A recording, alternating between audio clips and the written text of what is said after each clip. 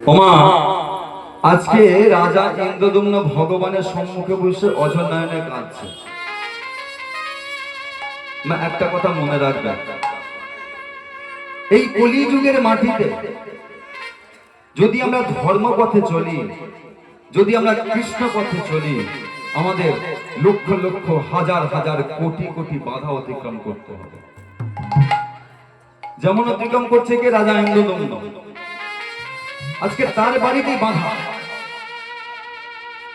তত্ত্ব আমাদের এই জগৎ সংসারে আমাদের হাজার হাজার বাধা অতিক্রম করতে হবে। যেমন বাধা অতিক্রম করছে মা আমার আশ্রয়। আশ্রয়কে শাস্ত্রে লেখা আছে, আশ্রয় করিয়া ভজে তারে কৃষ্ণ নাহি ত্যাজে আর সবে মরে অকারে। আশ্রয় তাহলে কি হলো না? ভগবানকে বিষয়। আমরা যদি আশ্রয় থেকে বিষয় না যাই, আমরা কিন্তু সেই বিষয়কে পাবো না। তা আমার যে আশ্রয়, তিনি হলেন আমার দীক্ষা গুরু, যিনি দীক্ষা তত্ত্ব শিক্ষা তত্ত্ব দিয়ে এই অধমে সমস্ত পাপ সমস্ত তাপ নিজে গ্রহণ করেছে। নিজে গ্রহণ করে এই বদন থেকে কিছু হরি কথা কৃষ্ণ কথা আস্বাদন করানোর সুযোগ করে দিয়েছে। তিনি হলেন আমার দীক্ষা গুরু, আমার শিক্ষা গুরু, পাঠক শ্রী শ্রী শ্যামদাস গোস্বামী, যে কিনা আজকে এই বর্তমানে খুব অসুস্থ, যার গোটা শরীরে যন্ত্রণা,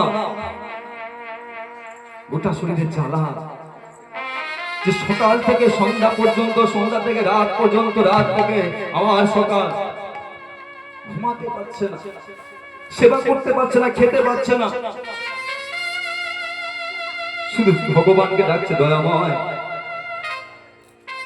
এ কেমন যন্ত্রণা দিলে আমায়, এ কেমন কষ্ট দিলে ভগবান, যে যন্ত্রণা আমি সহ্য করতে পারছি না। সেই গুরুদেব আমার যন্ত্রণায় আছাড় খাছাড় খাচ্ছেন। ভক্তিমতী মা ও বাবারা, আপনারা বলবেন যে তিনি গুরুদেব হয়েছেন অনেক পথ অতিক্রম করে, অনেক যন্ত্রণা সহ্য করে, অনেক কষ্ট সহ্য করে। তিনি 24 ঘন্টা জপ করেন, তিনি ভাগবত পাঠ করেন। তাহলে তার মধ্যে এত যন্ত্রণা এলো কেন? তার মধ্যে এত কষ্ট হলো কেন? মাগো,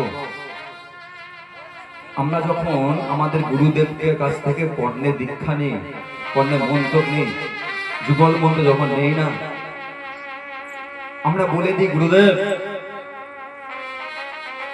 আমার বলতে যা কিছু আছে, এই দেহ মন প্রাণ জীবন যৌবন পাপ পুণ্য ভালো মন্দ সবকিছু আমি তোমার চরণে অর্পণ করলাম। তাহলে গুরুদেব আমার সমস্ত পাপ নিয়ে নিলেন, গুরুদেব আমার সমস্ত তাপ নিয়ে নিলেন, কিতাব নিলেন, এই তিতাব যন্ত্রণা নিয়ে নিলেন।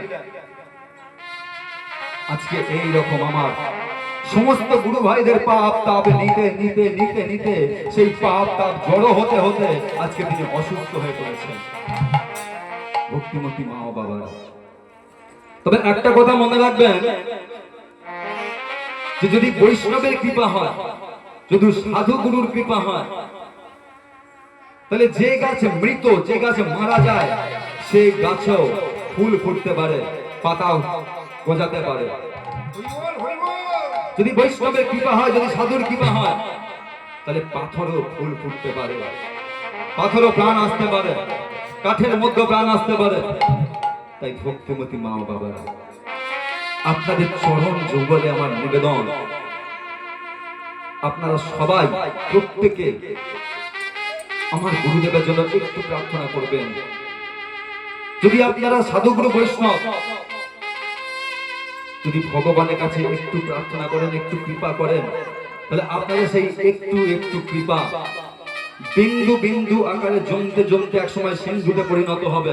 আর যখন এই সিন্ধুতে পরিণত হবে তখন ভগবান কৃপা করবেন আর গুরুদেব সুস্থ হয়ে যাবে। তাই সবাই মিলে একটু আমার গুরুদেবের জন্য জয়ধ্বনি দেবেন।